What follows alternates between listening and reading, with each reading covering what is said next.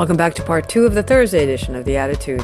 And if it is the last Thursday of the month, we know that it's race class. We're up to episode 40, Jonathan Feingold. Episode 40.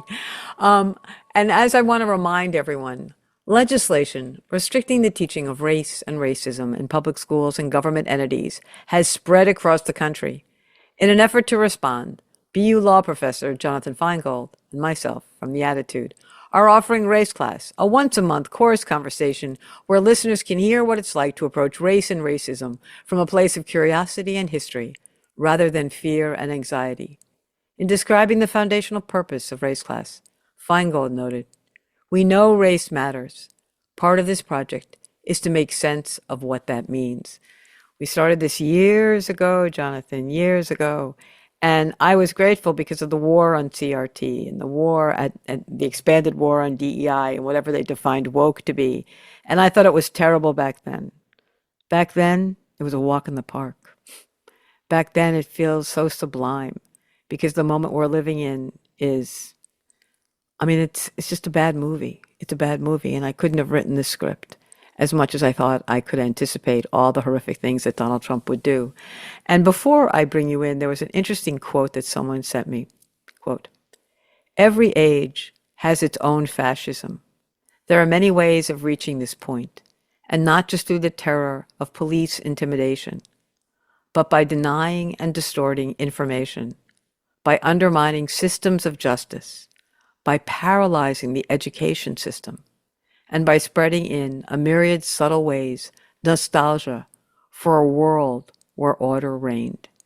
And it was in Primo Levi, and it was from a Milan newspaper for May 8th of 1974. And I'm reading this and I'm thinking, between the opening of the show, which you were not available for, we talked about all the things the Pope had said and how prescient he was about the moment we're living in. And I gave 9 quotes. And now I'm turning to you. So you wrote a piece that arrived in the Boston Globe on the 18th of April. It was entitled, "Don't Praise Harvard Just Yet. Harvard needs to do more than defend itself.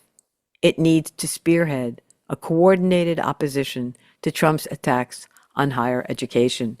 And as we come to air, I saw a letter that had gone out just the other day where the president of Harvard, Garber, joins more than 180 university leaders in a statement against political interference with higher ed.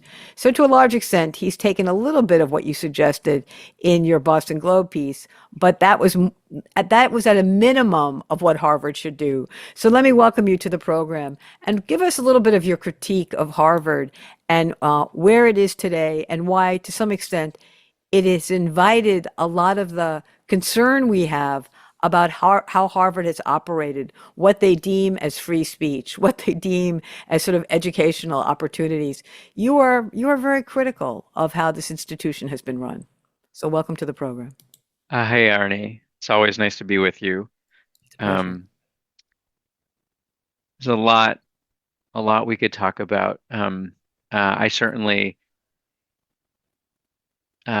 wouldn't think that the piece that I wrote had anything to do with university presidents finally, finally beginning to find their voice and make, we should be clear, far from radical statements that name that the Trump administration, in part of a broader effort to tear down all the things that keep us safe, um, in a society that has always been far from perfect and always needed to do far more, but that um, finally university presidents just named that the Trump administration is trying to destroy us, in part because universities at their best are sites of free and open inquiry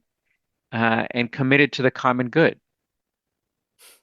As a general matter, rarely are our elite, super well-resourced institutions meaningfully promoting the common good. But these are sites of free and open inquiry generally, often, Mhm. sometimes at least.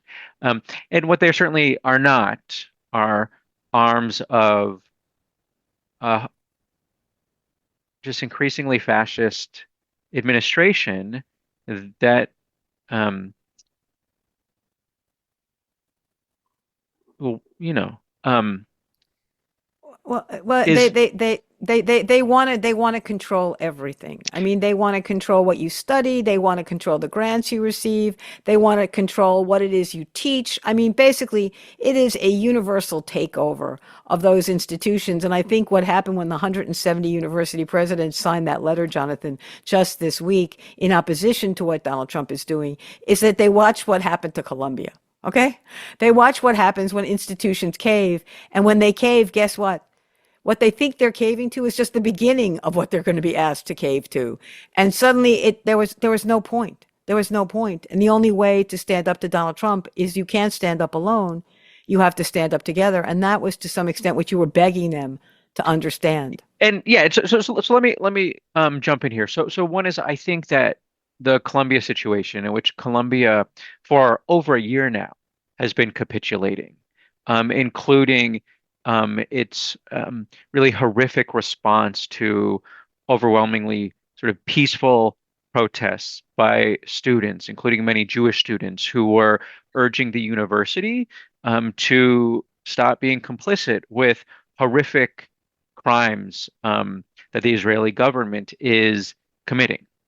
And Colombia's leadership has consistently thrown students and faculty under the bus to try to satiate a right-wing appetite to crush universities. And what many folks were saying, and what Colombia proved true, is that there is no way to satiate the Trump administration unless you Right. give them the key to the shop.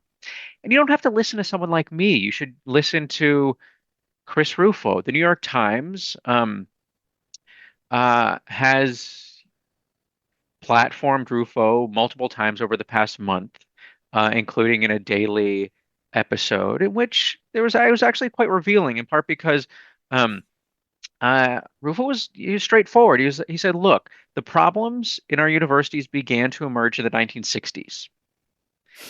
Turns out the 1960s is when the United States federal Yeah, no. government passed federal anti-discrimination civil rights laws for the first time in over a century, um, because there was massive grassroots protest.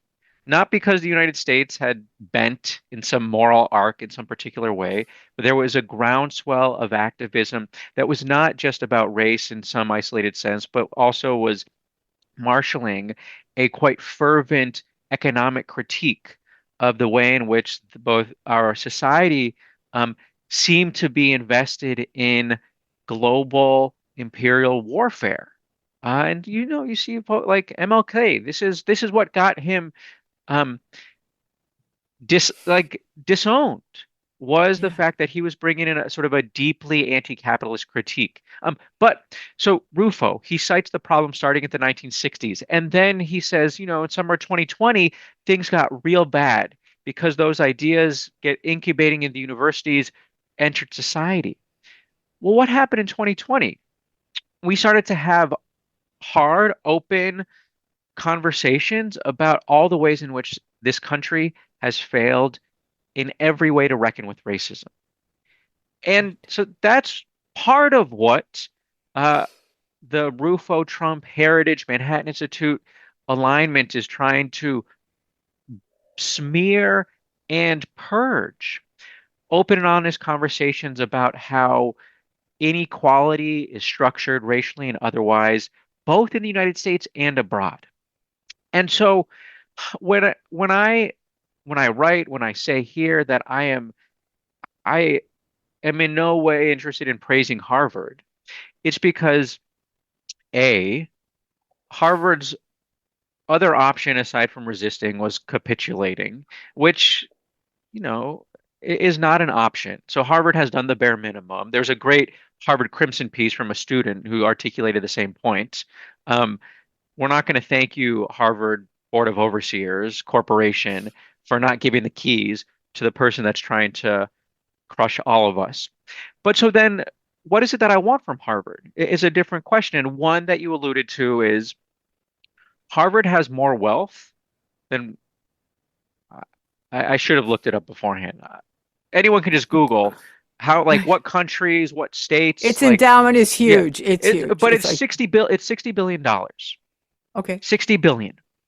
And sure, maybe part of that is restricted, assuming 10% is available, so $6 billion. Harvard, right now, were it as an institution committed to multiracial democracy, what it would do is to say, we are the backstop.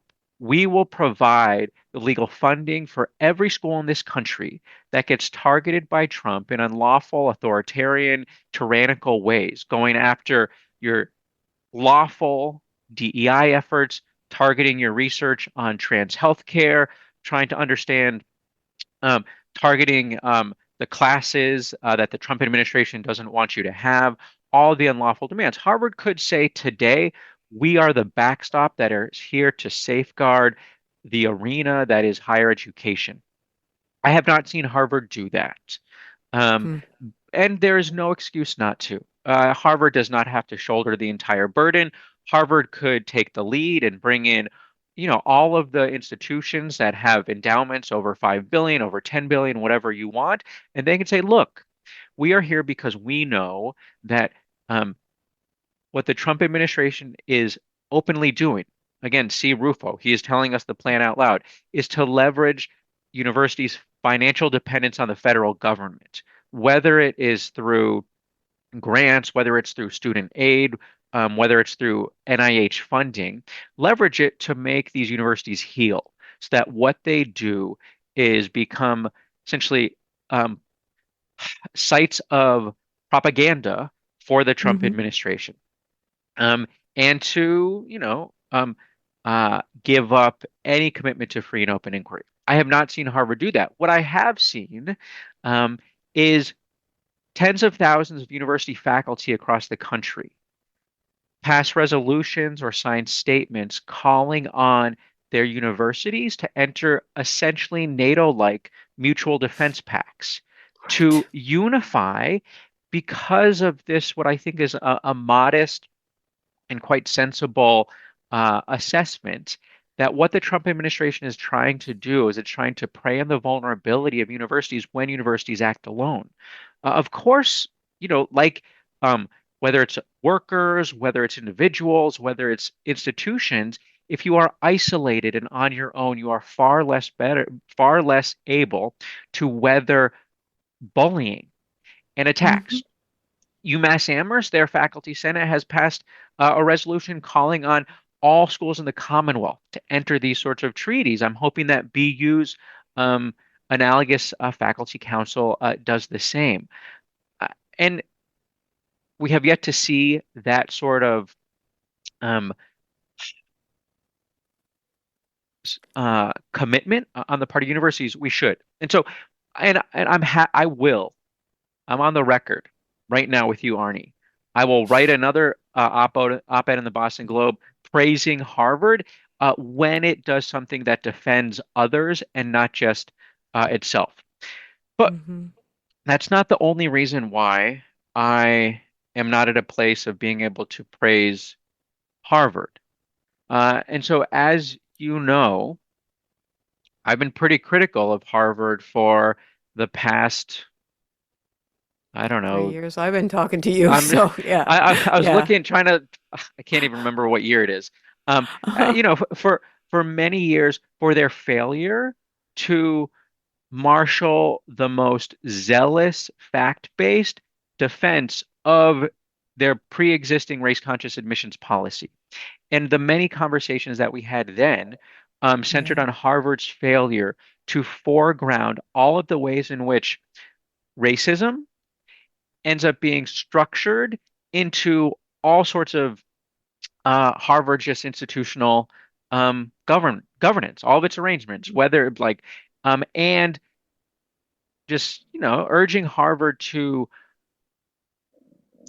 um, defend its modest consideration of student race as a very sort of modest mechanism of anti-discrimination in order to counter all of the forces that um, make it easier for wealthy white applicants to get into this institution in ways that is systemically excluding folks who should be there.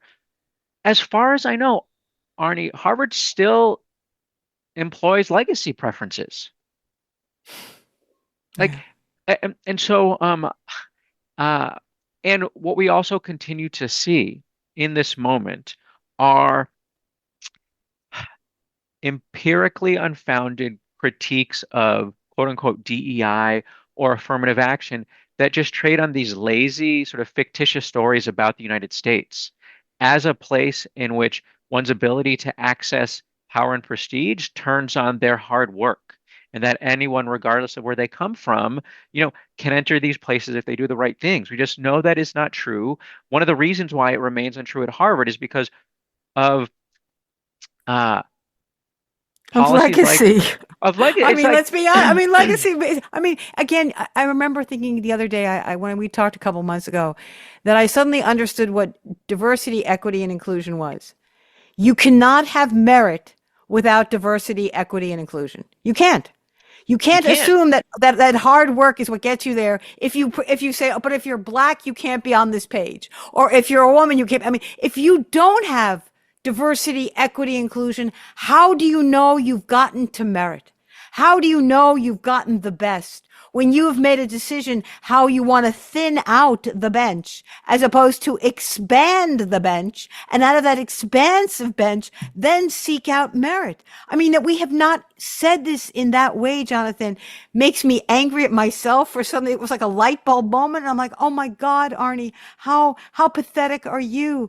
But look at how much they've pounded into our heads their interpretation of DEI, with even people like myself who are supportive of it, but didn't recognize that you will never get to merit without DEI. Yeah, Never. and and lots of ways in which we could sort of talk about the way in which the term merit travels, how different Yes. people sort of understand and experience the term differently. But one way in which the term has often been deployed has been to suggest that um, contemporary inequality is not a product of unreckoned with racism that existed not just in the present but today, but is the product of some folks just having what it takes and others not, for one reason or another, that is divorced from the ongoing legacy of racial hierarchy in the United States and just the ways in which opportunity is racially structured, which is not to say that class is not a part of the story, but it is never um, a comprehensive story to think that class um, can explain why we continue to have racial inequality and why, again, like, and so this is just bringing up something from multiple years ago.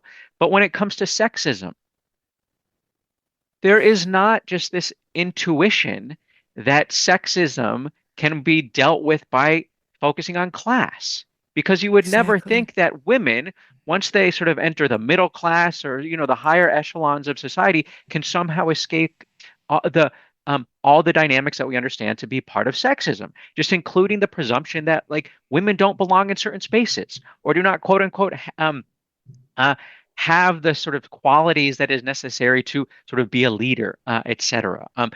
But for whatever reason, when it comes to thinking about sort of race and interventions that counter racism, there's this common move to say, okay, well, we can take care of this by taking care of class. So, but let's, Just let me just say something. I'll never forget this story, and I'm looking for it feverishly as we're talking. But Serena Williams was about to give birth. yeah, Okay, no, this I know wealthy, this story. famous, you know the story, tennis Yeah, player. And again, she experienced this sort of reaction based on the fact that she was a black female. Okay. They didn't believe her. They didn't accommodate her. They didn't address her medical needs. Why? Because she was black. Okay. Not because she wasn't famous or class and had more money than you and I will ever have. But look at that. To me, she is the poster child for what you're trying to say, that we can't just look at class alone, because look what happened to Serena Williams. Oh my and God, John. yeah, and then were this class, we might push a little bit and be like, well, it's not because of someone's just racial identity per se. It's um, partly the societal narratives that we have about these different groups.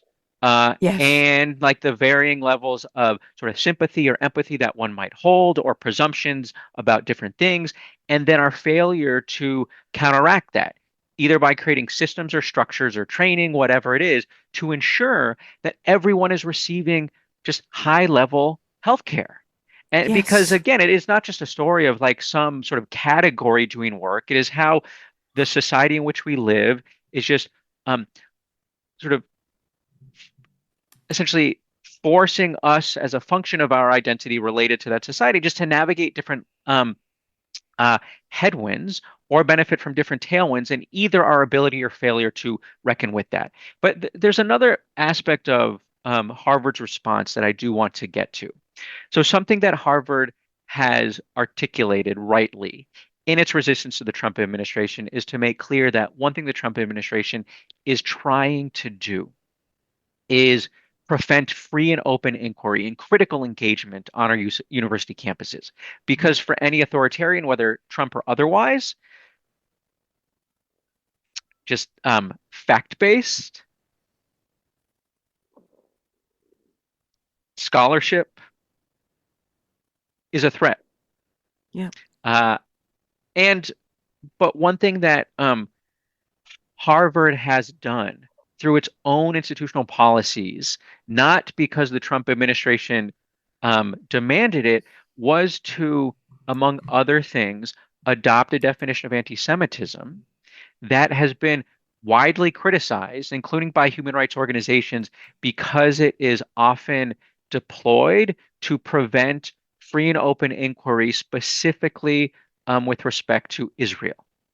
And that is the IHRA definition that Harvard, in its complaint suing the Trump administration, in explaining why the Trump administration should not be coming after it for alleged anti-Semitism, one of the things Harvard notes is it says, look, we updated our anti-harassment policy, and it's now informed by this definition of anti-Semitism that again has been that remains to be highly criticized by, in particular, scholars of the Holocaust and scholars of genocide, because the definition um, is again employed to prevent criticism of Israel or ideologies like Zionism that today remain inextricably linked with Israel's um,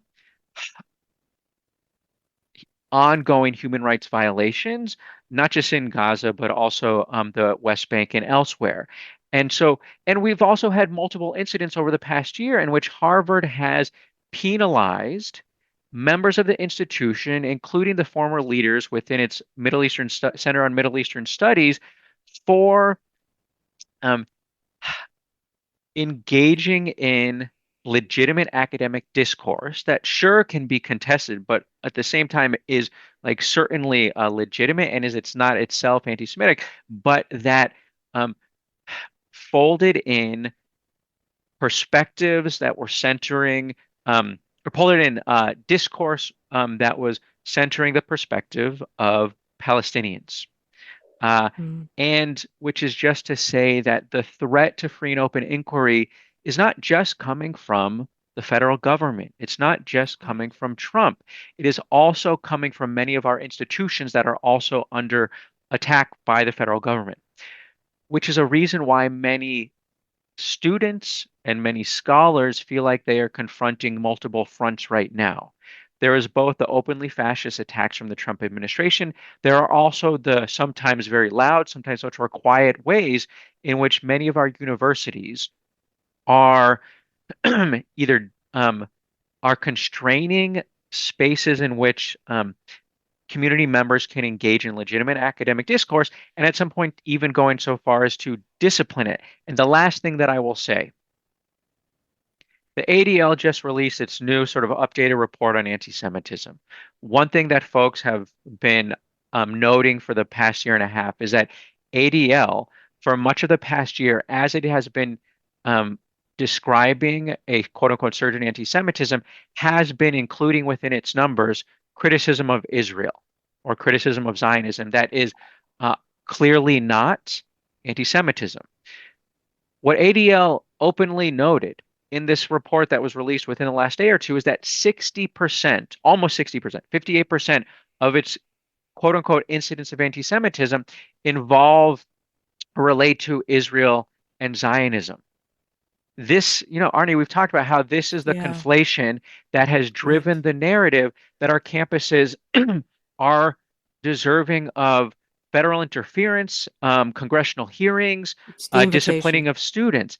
And right? Harvard continues to legitimize that by failing to disentangle this fraught conflation, which only legitimizes what Trump is doing, even when it's increasingly clear that he's just exploiting Jewish identity. And on that note, this is Race Class episode 40, where we're talking with Jonathan Feingold. He's a professor of law at Boston University. Every month, we teach Race Class. Now you know why. Thank you so much for joining us, Jonathan. I appreciate it.